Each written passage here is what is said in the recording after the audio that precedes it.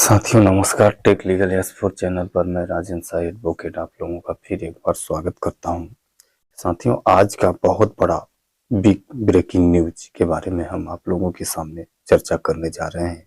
आज साथियों 12 मार्च को दो बहुत ही महत्वपूर्ण न्यूज सहारा इंडिया परिवार से संबंधित, निवेशकों के भुगतान से संबंधित है, जिनमें से एक तो है मोदी जी का अभिनंदन समारोह जो दिल्ली के तालकटोरा स्टेडियम में एक संगठन के द्वारा आयोजित किया गया था और यह वादा किया गया था कि मोदी जी आएंगे और मोदी जी निवेशकों को भुगतान दिलाने के लिए गारंटी देंगे कि हमारी गारंटी है कि हम आप लोगों का भुगतान एक एक पैसे का दिलाएंगे। और इसी के तारतम्य में मोदी जी का अभिनंदन समारोह रखा गया था, बधाई समारोह रखा गया था कि उनको हम अभिवादन करेंगे, बधाई देंगे कि मोदी जी ने निवेशकों का भुगतान दिलाने के लिए काफी प्रयास किया। इसके लिए उनको कोटि कोटि बधाई, माने बधाई देने के लिए यह आंदोलन, यह सभा रखा गया था, जिसमें यह उम्मीद थी कि मोदी जी आएंगे और निवेशकों के भुगतान के लिए आश्वासन देंगे, निवेशकों को आश्वासन देंगे कि आप लोग चिंता न करें, आपका भुगतान दिलाया जाएगा। लेकिन ऐसा कुछ भी नहीं हुआ साथियों। मोदी जी का प्रोग्राम रखा गया था तालकटोरा स्टेडियम दिल्ली में, लेकिन मोदी जी या मोदी जी का कोई भी मंत्री, यहाँ तक कि कोई भी बड़ा नेता तक भी उस प्रोग्राम में नहीं आया। सिर्फ वही जो संगठन के लोग थे, उन्हीं के पदाधिकारी वगैरह थे और उन्हीं लोगों के द्वारा अपना वही बड़ाई वगैरह किया गया, जिससे ऐसा प्रतीत होता है कि इस संगठन के जो पदाधिकारी लोग हैं वो चाहते हैं कि हम लोग इसी तरह से प्रोग्राम करते रहें ताकि हम लोगों को निकट भविष्य में संस्था या पार्टी से हम लोगों को टिकट वगैरह मिल सके, जैसा कि आज के प्रोग्राम में ऐसा प्रतीत हुआ। दूसरा साथियों, नोएडा में एक बहुत बड़ा प्रोग्राम रखा गया था, जिसमें बहुत सारे जाने माने विधिक सलाहकार थे जो विधि के जगत से जुड़े हुए हैं, लॉ के जगत से जुड़े हुए वकील, अधिवक्ता लोगों का एक मीटिंग रखा गया था, जिस मीटिंग में इस बात पर चर्चा थी कि हम लोग एक पीआईएल दायर करेंगे निवेशकों का भुगतान दिलाने के लिए सुप्रीम कोर्ट में। इस मैटर पर पीआईएल दायर करने के लिए चर्चा हुआ और पीआईएल दायर करने का जहां तक मीटिंग में प्रस्ताव जो पास किए गए या जो फैसला लिया गया, तो सर्वसम्मत से लिया गया कि पीआईएल दायर किया जाएगा। लेकिन पीआईएल दायर जिन तथ्यों पर करने का तैयारी किया जा रहा है संगठन के द्वारा, उन तथ्यों पर अगर पीआईएल दायर होगा तो निश्चित रूप से न तो सहारा के हित में होगा और न ही निवेशकों के हित में होगा, न ही निवेशकों का पैसा मिलेगा। क्योंकि जैसा कि हम मीटिंग पर और ये तालकटोरा स्टेडियम दोनों पर हमारी वाचिंग थी, दोनों को हम बीच बीच में पूरे दिन देखने का प्रयास कर रहे थे कि क्या हुआ, ताजा समाचार, ब्रेकिंग समाचार क्या हुआ। तो उसमें से जो हमें यह मीटिंग जो थी नोएडा में, उसमें बताया गया कि 5,000 करोड़ रुपया सहकारिता सोसाइटी का जमा था सहारा सेवी अकाउंट में। क्योंकि सहकारी समितियों का कुछ करोड़ रुपए सहारा सेवी अकाउंट में जमा था, माने ये सहकारी समिति का पैसा उसमें जमा था। तो उसी के अनुपात में सुप्रीम कोर्ट में आवेदन लगाया गया और सुप्रीम कोर्ट ने उस आवेदन को मंजूर कर लिया 5,000 करोड़। लेकिन अब बाकी राशि लेने के लिए आवेदन नहीं लगाया जा सकता, क्योंकि सहकारी सोसाइटी का वह पैसा नहीं है, वह दो कंपनियों का पैसा है। तो इन सब तथ्यों को सुनने के बाद ऐसा प्रतीत होता है कि जिन तथ्यों के आधार पर संगठन ने निर्णय लिया है पीआईएल लगाने के लिए, उन तथ्यों के आधार पर जो राशि 20,000 करोड़ रुपया अभी सहारा सेवी अकाउंट में पड़ा हुआ है, उस पैसे को भी प्राप्त नहीं किया जा सकता है, जिन तथ्यों के आधार पर यह पीआईएल दायर करने की तैयारी चल रही है। अब रही बात जो भी जमीनें हैं सहारा के पास, अभी लोनावाला में जो बहुत बड़ा जो जमीन है, उस जमीन की कीमत का जो आकलन किया गया है, उसका आकलन हम देखें तो लगभग 70 से 75 हजार करोड़ रुपए बताया गया है कि 70 से 75 हजार करोड़ रुपए उस लैंड से मिलेगा सहारा इंडिया को। तो क्या 70 से 75 हजार करोड़ रुपए में 2 लाख करोड़ लोगों का जो निवेश है उन लोगों का भुगतान हो पाएगा? अगर नहीं हो पाएगा तो शेष राशि का भुगतान कैसे होगा? तो यह सब जो जिन तथ्यों के आधार पर यह दायर किया जा रहा है उस तथ्यों के का जो परिणाम होगा वह बहुत ही गंभीर होगा। माने हम लोगों को कभी भी न्याय नहीं मिल पाएगा और न ही अपना निवेश किया हुआ गाढ़ी कमाई ब्याज सहित हम लोगों को रिटर्न हो पाएगा। अब इसमें देखिए साथियों, बहुत सारे लोग कहते हैं कि आप सहारा के पक्ष लेते हैं, आप सहारा के पक्ष लेते हैं। साथियों, मेरा सहारा इंडिया से कोई लेना देना नहीं है, लेकिन मेरा हर उस संस्था से लेना देना है जो संस्था जनहित से संबंधित कार्य करती है, जो संस्था लाखों लोगों को रोजगार दे रही है, लाखों लोगों के जीविकोपार्जन का स्रोत बनी हुई है, जो संस्था जिन संस्थाओं में 24 घंटा रोजगार के अवसर खुले हुए हों, उन संस्था को बचाने के लिए अगर हम चंद शब्द या चंद अल्फाज उस संस्था के पक्ष में बोलते हैं तो क्या बताइए हमारा बहुत भारी गलती है? क्या हम गलती कर रहे हैं? आप बताइए, आज हमारे देश में ऐसी कौन सी संस्था है जिसमें 24 घंटा रोजगार के अवसर खुले हों? यानी जब व्यक्ति चाहे उस संस्था में रोजगार करके अपने परिवार का जीविकोपार्जन चला सकता हो। ऐसा कोई भी एक संस्था का आप नाम बता दीजिए। साथियों, ऐसी कोई भी एक संस्था नहीं है। ऐसी संस्था थी सहारा इंडिया, जिसमें आप कभी भी मेहनत करके अपना तथा अपने परिवार का जीविकोपार्जन बहुत ही आसानी से कर सकते थे। लेकिन इन संगठनों के गलत प्रचार, गलत बयानबाजी और निवेशकों को गलत ढंग से गुमराह करने के कारण आज यह संस्था का यह हर्ष हुआ है। अभी तो संगठन के द्वारा किया जा रहा है, कहा जा रहा है कि सहारा इंडिया के द्वारा 127 ट्रक साक्ष्य दिया गया था सेबी को कि हमने निवेशकों का भुगतान कर दिया है, लेकिन सहारा के द्वारा भुगतान नहीं किया गया, इसका भी साक्ष्य संगठन लगभग 8-10 ट्रक माननीय सर्वोच्च न्यायालय में देने को तैयार है। तो साथियों, इस तरह के भ्रामक तथ्यों के आधार पर अगर आप पीआईएल दायर करेंगे तो निश्चित रूप से आप सक्सेस नहीं होंगे। आप जनहित के प्रति उठिए। जनसंख्या जिधर भारी है, यानी जनहित का जिधर संख्या है, जनहित की ओर आप अग्रसर होइए। अगर जनहित की ओर आप समर्थन करते हैं, जनहित का समर्थन करते हैं, तो निश्चित रूप से आप सक्सेस होंगे।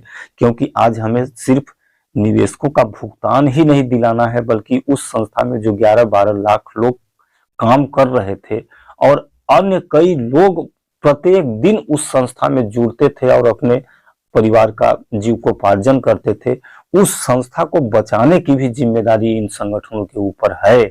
लेकिन यह संगठन गलत ढंग से तोड़ मरोड़ के डाटा प्रेस करके लोगों को गुमराह करके आज संस्था का ये हर्ष कर दिए हैं। साथियों, संगठन के द्वारा बोला गया है कि सहारा के लापरवाही, सहारा की गलती, सहारा बेईमान है, लूट है, सारा चीज है जिसके बदौलत निवेशकों का पैसा डूब गया है। लेकिन हकीकत यह नहीं है। आज भी सहारा के द्वारा जो कन्वर्सेशन किया गया, ट्रांसफर किया गया, उसी मैटर पर लेके उलझ रहे हैं। संगठन का कहना है कि आप भुगतान नहीं किए हैं, सिर्फ कन्वर्जन किए हैं। अब कन्वर्जन है क्या, थोड़ा संगठन ये बताने का प्रयास करे। और मैं चाहता हूं कि जो न्याय है, आप न्याय के साथ उठिए। न्याय के साथ अगर आप न्याय के साथ लड़ेंगे, न्याय का साथ देंगे, तो निश्चित रूप से आपको सफलता मिलेगी, लोगों को भी सफलता मिलेगी, तथा वो संस्था को बचाने के लिए भी आप सफल होंगे। जो संस्था 11-12 लाख लोगों का जीविकोपार्जन का एक सहारा था, एक स्रोत था, आज 11-12 लाख लोग बेरोजगार हो गए हैं। उनके परिवार के जीविकोपार्जन का सारा स्रोत खत्म हो गया है। आज वो मेहनत मजदूरी करने के लिए भी विवश हैं, लेकिन मेहनत मजदूरी भी नहीं कर पा रहे हैं। आज उनकी आयु सीमा भी निकल चुकी है, जिसके बदौलत वो कहीं नौकरी भी नहीं कर पा सकते, नहीं मिल पा रही है। तो उन लोगों का भी आप ध्यान दीजिए। अब रही बात कन्वर्जन और कन्वर्सेशन क्या है। कन्वर्जन मैं मानता हूं, सिंपली सा उदाहरण में मैं कई वीडियो में बता चुका हूं कि सहारा इंडिया जो बोल रही थी कि हम भुगतान कर दिए हैं, भुगतान कर दिए हैं, उसका यथार्थ प्रमाण आपके सामने है कि आज दिन तक 25,000 या 25,700 और कुछ इतने ही आवेदन सेबी के पास गए थे और इतने ही लोगों में लगभग वही 100 करोड़ के आसपास भुगतान हुआ है। 10 साल में सिर्फ 25,000 आवेदन ही सेबी के पास गए। यही सबसे बड़ा प्रमाण है कि जो सहारा कह रही थी कि हम भुगतान कर दिए हैं, यह यथार्थ है। इसके आधार पर अगर आप पीआईएल लगाएंगे तो आप सक्सेस होंगे, आपके पास पूरा प्रमाण है।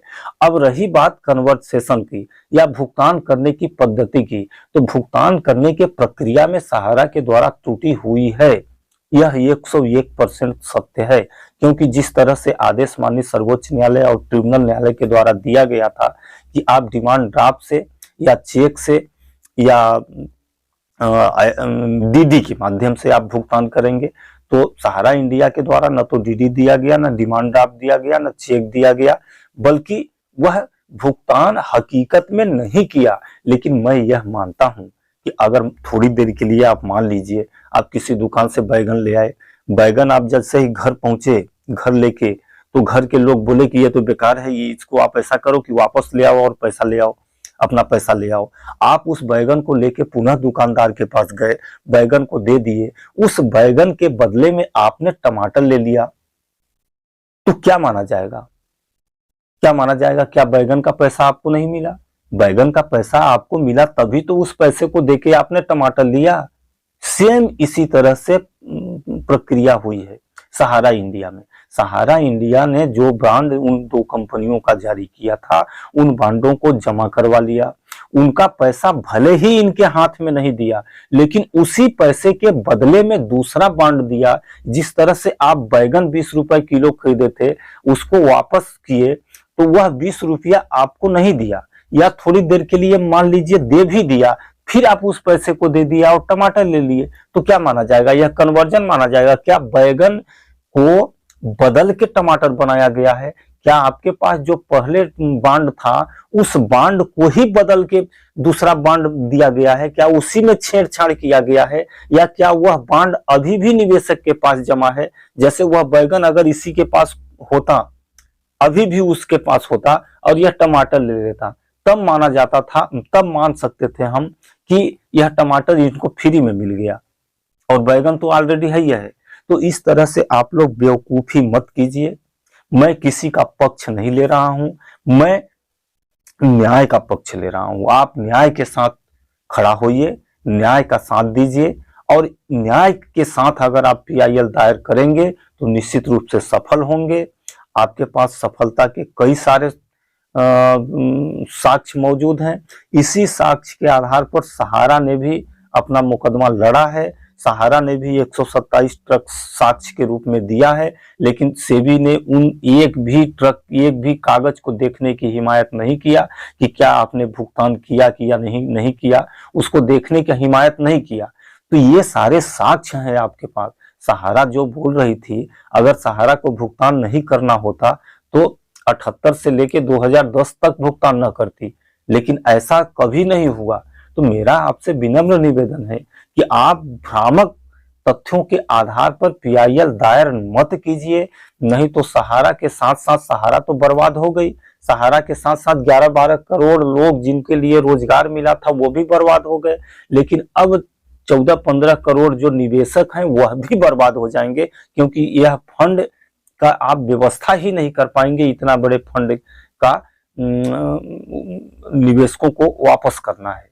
इसलिए मेरा मानना है कि जो सहारा जिन तथ्यों के आधार पर अपना मुकदमा लड़ रही थी, उन्हीं तथ्यों के आधार पर आप पीआईएल दायर कीजिए, और उन तथ्यों का प्रमाण आपके पास हजारों प्रमाण है, एक नहीं हजारों प्रमाण है। और इन तथ्य को आधार पर करेंगे तो जो 20,000 करोड़ रुपया है उसको भी आप प्राप्त कर सकते हैं।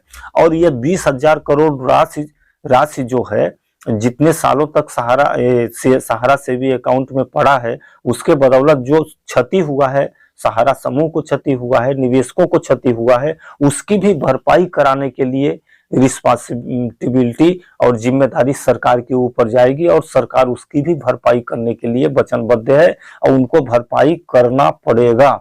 लेकिन अगर गलत तथ्यों के आधार पर आपने पीआईएल दायर कर दिया तो निवेशक जिनको देर सवेर भुगतान मिल रहा था, लेकिन आप लोगों के गुमराह करने के बदौलत, आप लोगों को तरह तरह के शिकायतें वगैरह ये सब भेजने, एफआईआर वगैरह करने के बदौलत आज सहारा का बिल्कुल ब्रांच बंद हो गए हैं, एक भी पैसे का भुगतान नहीं हो रहा है। इसके भी जिम्मेदार आप लोग हैं। और अब भुगतान मिलना भी बंद हो जाएगा, कंपनी भी खत्म हो जाएगी, उसका नामो निशान भी मिट जाएगा और निवेशक का पैसा भी पूरा का पूरा चला जाएगा। इसके भी जिम्मेदार आप लोग होंगे। इसलिए मेरा निवेदन है कि आप लोग इतना जघन्य अपराध मत कीजिए। जो यथार्थ है, यथार्थ का साथ दीजिए, न्याय का साथ दीजिए, ताकि हम निवेशकों के साथ साथ सहारा के जो एम्प्लॉय थे, जो रोजगार कर रहे थे, वह भी बेरोजगार होने से बचें, उनका भी रोजी रोटी चलता रहे।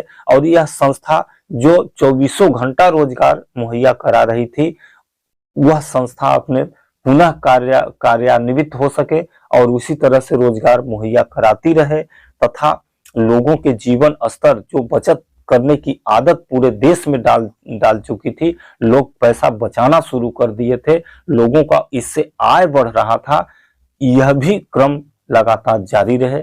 इसी के साथ मैं अपनी वाणी को विराम देता हूं। नमस्कार।